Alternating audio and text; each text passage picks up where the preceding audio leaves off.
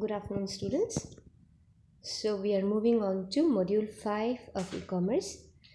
And from module 4 onwards, we were dealing with payment systems, that is, regarding all financial payments. How can we do payments through electronic means digitally? Okay, and we dealt with how to have a payment done through credit card system. We learned about what is what are the main entities which are involved in the case of an online credit card transaction, and towards the end of fourth module we dealt with what is SCT, a secure electronic transaction, which is one way of protecting your electronic transactions and helping you to have these transactions, online credit card transactions, go in a much secure way. Okay, so that was all regarding the topics that we covered in module 4. So module 5 is basically a continuation of module 4 because it also deals with digital payments. Okay, it also deals with how to handle payments when you make an online transaction. So whenever you make an online transaction and the money need to be paid online, what are the different ways through which you can do the same? One way is through credit card. Now, the second way is through digital payment systems we're going to discuss, that is through digital cash. The idea of digital cash, the concept of digital cash. How is digital cash handled? What is the concept of digital cash? So that is what we are going to see in the introductory portion of module 5 of e-commerce. So we're going to define this particular term called DigiCash, digital cash, or otherwise called e-cash. Okay, so digital cash is basically some value, a money that is going to be stored as a value in your computer, and you're going to transact against this stored value. So you actually get this digital cash from bank. You'll be storing it as a value in your system, in your computer system, and whenever you make an online transaction, you will be transacting with that value that is stored in your computer. So digital cash, also known as e-currency, e-money, electronic cash, electronic currency, digital money, digital currency, or cyber currency. These are the other names that we give for digital cash.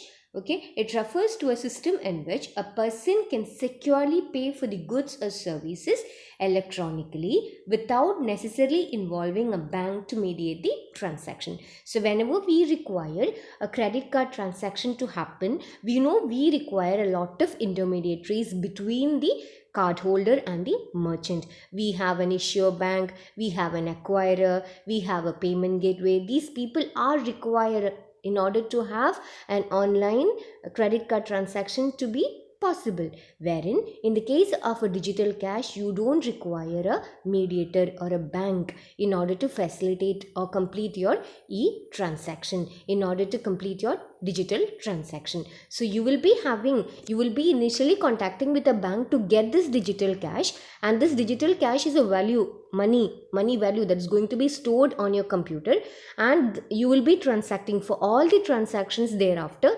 You will be transacting with this stored value on your computer. Okay, you won't be, that is, as in when you're doing a particular financial transaction, you won't require to contact the bank.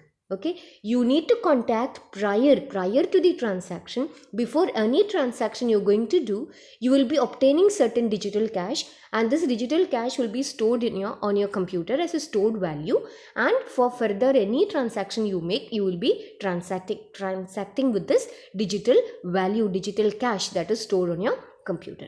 Okay, so when you make a transaction, you don't require the service of the bank. In order to obtain digital cash only, you require the service of a bank, or you need to contact a bank. So for obtaining a loan, you require the service of the bank. For transacting, you don't require. Okay, so that is the basic idea of a digital cash. Now, basic model of a digital cash transaction. So who are the people involved in a digital cash transaction? So you require a payer, the person who is going to pay, maybe the consumer. Consumer is who is going to have a product from the merchant. He is going to pay for the product, so he is going to be the payer, so represented by the letter P. So payer is the consumer, represented by the letter P.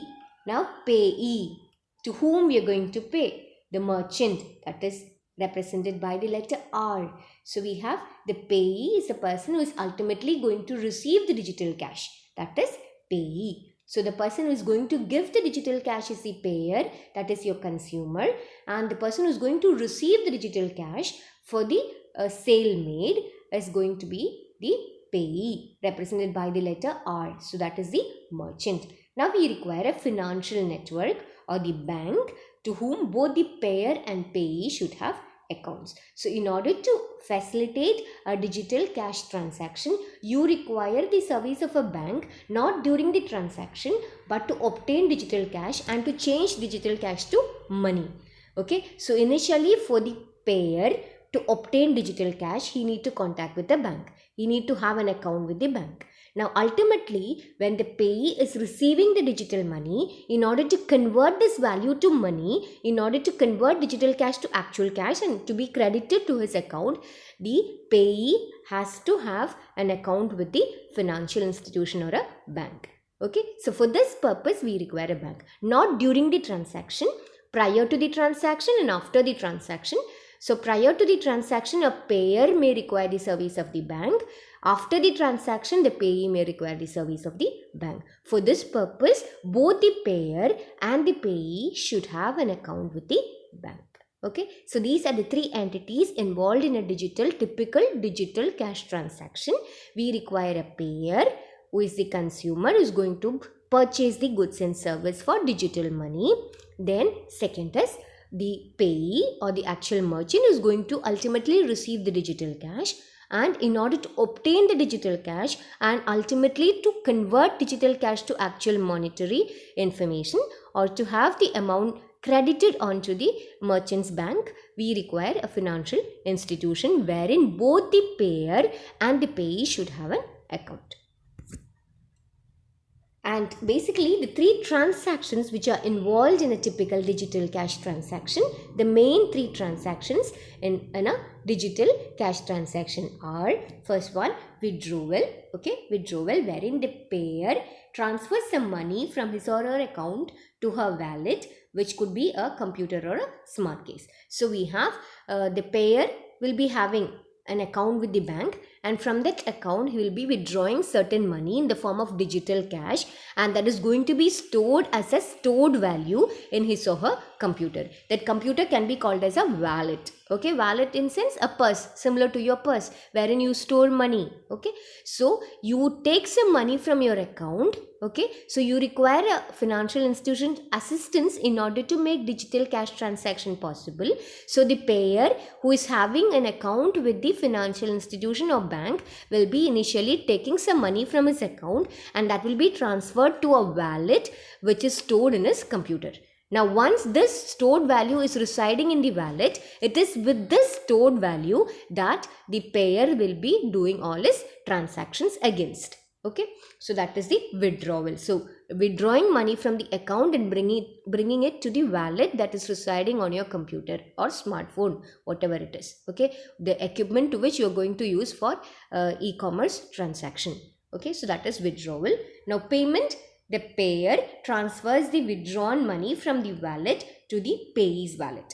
Okay, so money will be taken upon purchase. Money will be taken from the payer's wallet and will be transferred to the payee's wallet. So that is basically payment. So upon any transaction getting complete, once the payer wants to have any product from the payee, then after the product has been selected and the order is made and we come to the payment part, amount is taken. It's going to be taken from the payer's wallet and it's going to be placed onto the payee's wallet.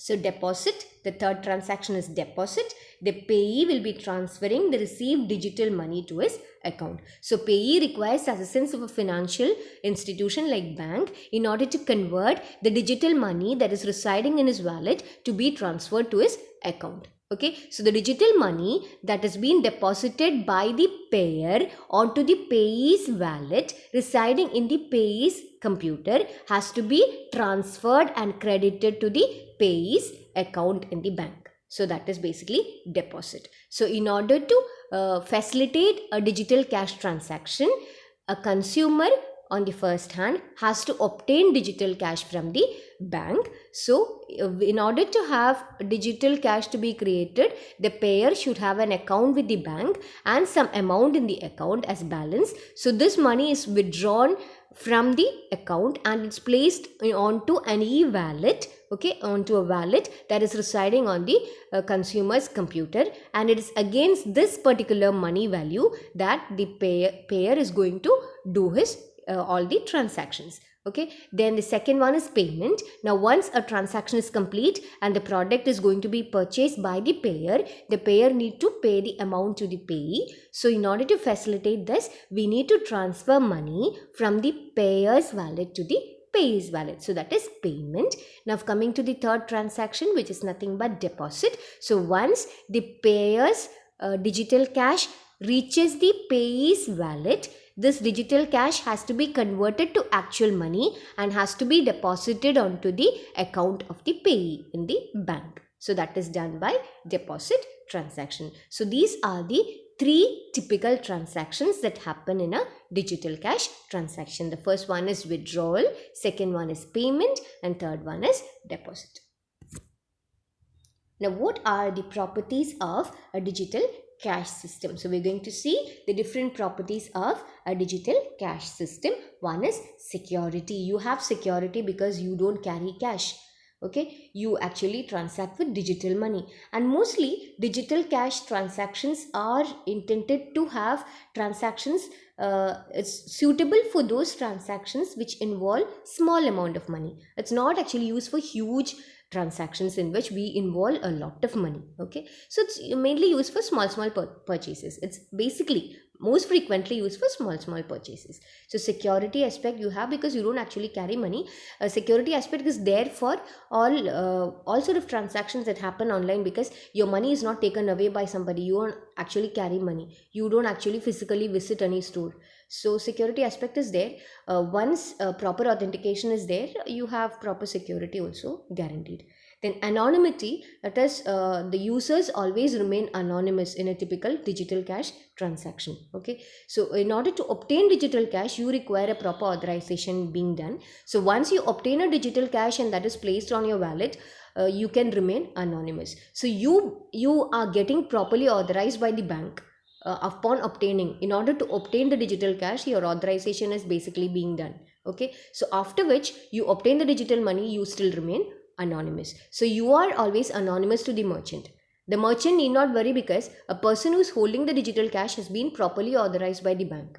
Okay, so he need not actually worry about the authorization of the consumer, even though the consumer is sitting anonymous. Okay, similar with the side of the merchant as well. In order for the merchant to have the digital currency to be converted to actual money and credited to his own account, proper authorization is required. Okay, since both the parties need to have an account with the bank also, their identity is properly verified by their credentials, that is any supporting document like driving license or whatever, Aadhaar card.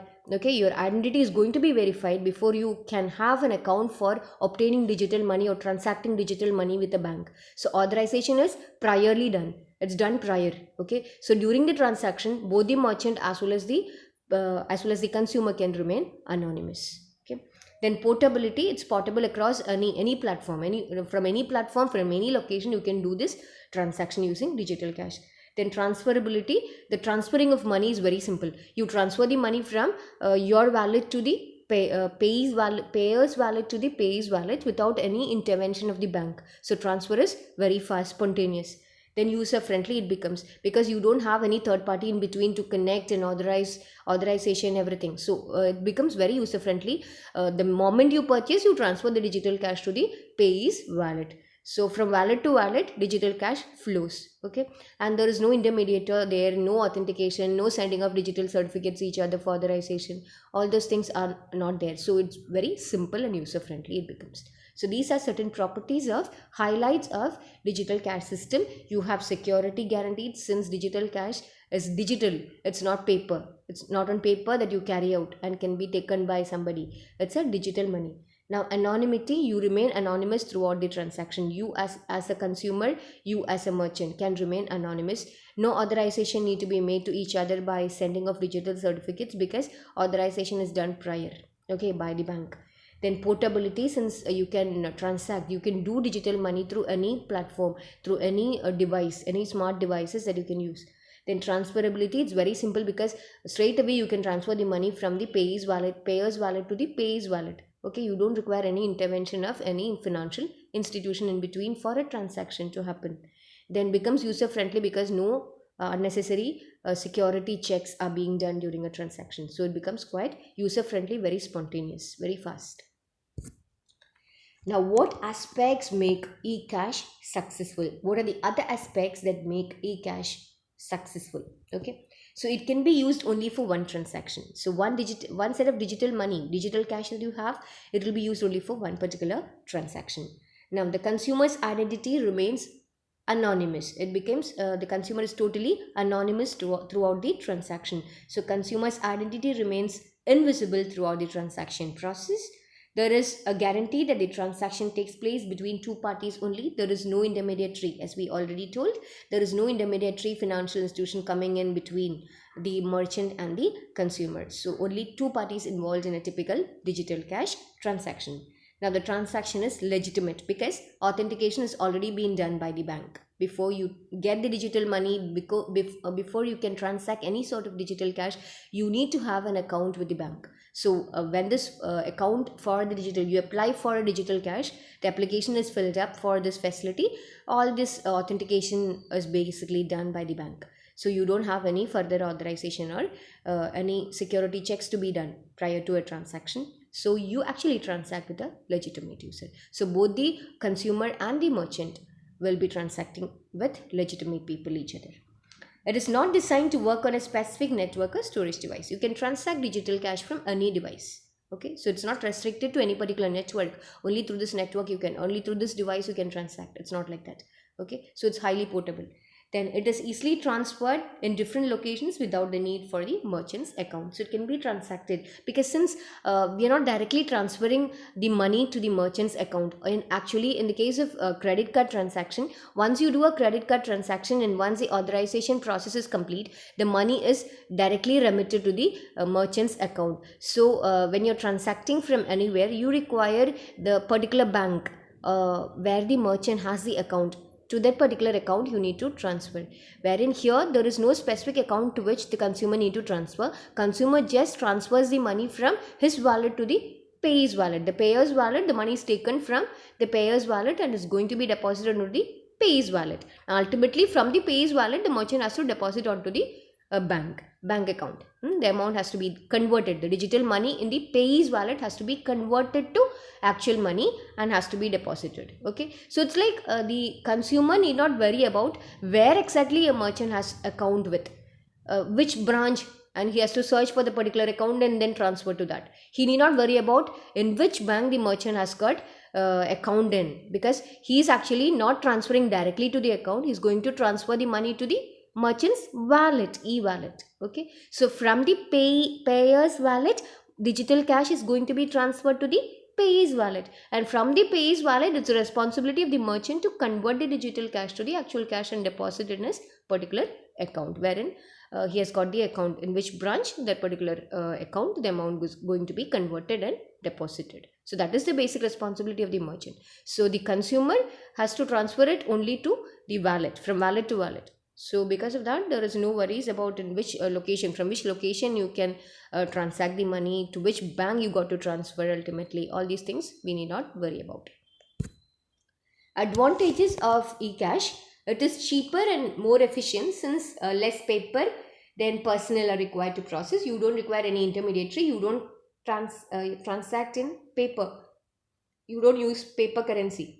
Then transfer occurs on the internet and established networks that span the globe. So this enables a consumer to transfer cash at very low rates. So cash transfer, the money involved in cash transfer is very less because cash transfers happen from wallet to wallet through internet. Okay, via internet, both the parties are getting connected and the transfer from one person's wallet to the other person's wallet happens via internet. So we have got very low transaction rates. Then eCash do not require one party to receive authorization in case as with credit card transaction. So there is no authorization being done for a digital cash transaction. As we already told, there is no intermediary to authorize the authorize both the ends, because authorization is not done typically during a transaction. Prior to a digital cash transaction, in order to obtain digital money, both the parties, both the payer and the payee will be creating an account with the bank. Okay, and then only they will be able to have a provision to transact digital cash. So for that particular purpose of joining the account or creating the account with the bank, all those authorization is getting complete. Okay, so you don't require any authorization to be made during actual transaction. So this is a diagrammatic representation of early digital cash transaction. So we have the consumer there. Okay, consumer will be establishing an account with the bank. This bank will be making him able to get digital money. Now download digital wallet with private and public keys. So once he is filling up one application for obtaining digital cash, he will be obtaining a digital wallet from the bank, and that will be protected with the private and public keys. Now send request for eCash coins. Now he'll be obtaining some, depending upon how much amount of money is deposited with the bank after creating the account with the bank. So much of amount he can convert to digital cash or e-coins. Another name for digital cash, e-coins. So if you have deposited so and so amount in your account after creating the account, you have deposited some money onto the account. Now you can convert that actual money into digital money, e-coins. Okay, so you'll be obtaining so and so e-coins, and that will be stored in your wallet on your computer. Okay, now the bank will be sending you the eCash coins. Now after the e-coins are got by the payer, and that is stored in the payer's wallet, that is residing in the payer's computer, the payer is ready to transact. Okay, so once a transaction is made by the payer, he will be spending the eCash. So the eCash will be transferred from the payer's wallet to the payee's wallet. So that is done. Now after which the merchant will be transferring the eCash coins back to the bank. So he'll be converting digital cash to actual cash. So he has to transfer this digital cash that he has received from the payer, and this cash has to be converted to actual cash and has to be deposited into his account. So the merchant will be transferring the e-coins to the bank, and bank will be converting the digital money to actual money, and that will be deposited onto the merchant's account in the bank. Okay, so this is the normal course of transaction in a digital cash system. So first one, in order for a digital cash transaction to happen, you require both payer and payee to have account in a bank that will permit you to do eCash transaction.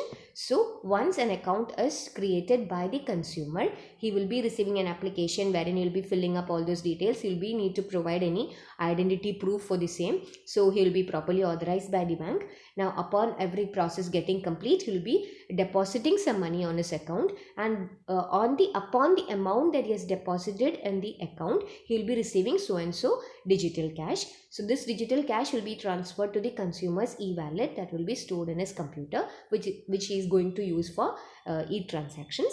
Now once the e-coins are received by the consumer, he will be transacting, he will be doing transactions, and for each transaction he will be transferring the digital money to the merchant's wallet. Now upon the merchant receiving the digital money, he will be transferring these e-cash or e-coins to the bank in order to convert digital money to actual money. And once the bank is receiving the digital cash, the bank will be converting the digital cash to actual cash, and that will be deposited onto the merchant's account.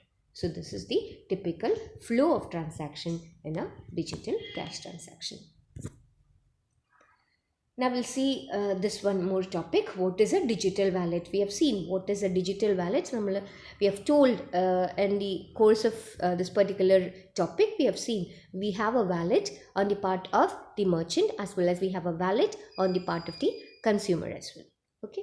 So what is a digital wallet? A digital wallet is a software application commonly used for mobile phones, tablets and handheld computers, and acts as an electronic version of your ordinary wallet. So that diagrammatic representation that shows you in a wallet, normally your purse, you will be storing money, your credit cards, all those things. Okay. Likewise, for all the digital cash that you receive, that will be stored in your electronic wallet. Okay. So it is a place wherein the digital money is getting stored on your computer.